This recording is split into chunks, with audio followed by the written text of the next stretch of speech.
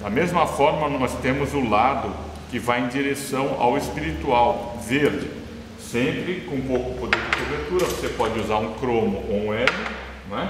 E a gente vai misturar um pouco desse proplasma dentro do verde. Separei um pouco do proplasma e vou colocar o verde. Isso vai dar uma certa profundidade no verde. E depois nós vamos em direção à luz, acrescentando aqui dentro um pouco de ocre, um pouco de branco.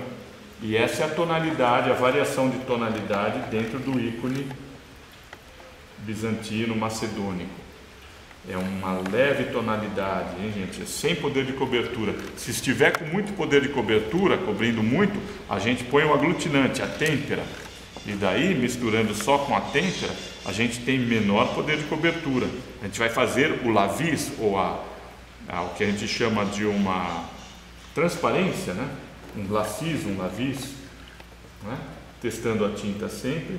Você pode achuriar. Quando você trabalha na técnica seca, que é a técnica grega, você pode achuriar, você pode esfumar, né? Então você tem mais chance de trabalhar longamente sobre o ícone. A têmpera de ovo, ela é o solvente, ela contém a água, ou seja, ela é o solvente da camada precedente. Então, se você pincelar muito num determinado local, o que vai acontecer é que você vai começar a dissolver sua tinta. Eu poderia até mostrar para vocês o que isso significa. Aqui eu vou, no outro lado eu vou em direção ao verde. Da mesma forma, a sombra do nariz desse lado vou em direção ao verde. Então, lembrando, tom esverdeado trabalhado com muita parcimônia de um lado.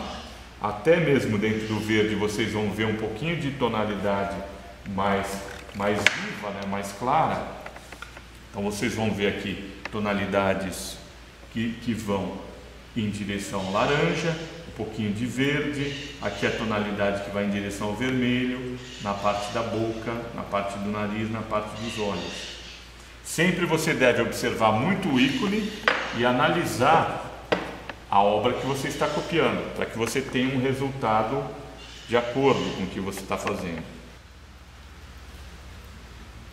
Então, a têmpera de ovo exige do pintor alguma destreza, porque ele trabalha no úmido e ela pode dissolver a camada precedente, não é? Então vocês devem sempre ter muita consciência do que vocês estão fazendo. Se vocês estão trabalhando muito fluido, se está trabalhando muito seco.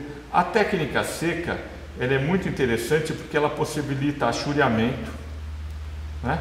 Ela possibilita você voltar frequentemente e colocar uma nova camada, algumas sutilezas de luz e sombra, né? Então eu proponho para vocês que vocês optem por fazer uma mescla. No começo talvez trabalhar um pouco ao úmido para fazer as grandes superfícies e depois ir intercalando o úmido e a seco, sempre esperando secar a obra quando trabalha em úmido para voltar para a próxima camada, não é?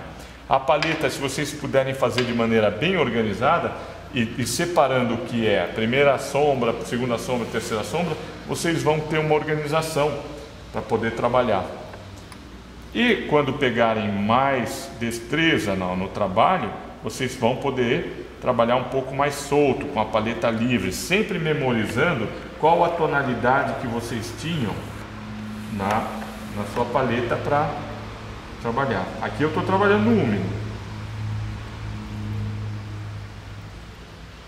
trazendo em direção à luz, esfumando no úmido com um pincel de Marta. Isso é uma técnica de pintura aplicada à iconografia. Nem todos os iconógrafos trabalham da mesma maneira. Cada iconógrafo acha uma maneira própria, algo que lhe convém. É mais fácil trabalhar na técnica grega, mais a seco, que te permite ir retocando e voltar e retocar novamente. No final a gente faz as últimas luzes, que equivalem ao sopro que Deus fez nas narinas de Adão, né? Então as últimas luzes, elas são treinadas também para serem feitas com muita destreza, não é? as últimas luzes elas serão de branco puro. E elas serão colocadas em lugares específicos. Você tem que ter a densidade correta, não é? Tem que estar com o pincel correto também. Elas são colocadas de uma vez só, como pinceladas com muita destreza, não é? Aqui eu estou adiantando para vocês o fazer de um ícone, para que vocês vejam o que seria, por exemplo, uma pincelada de uma última luz.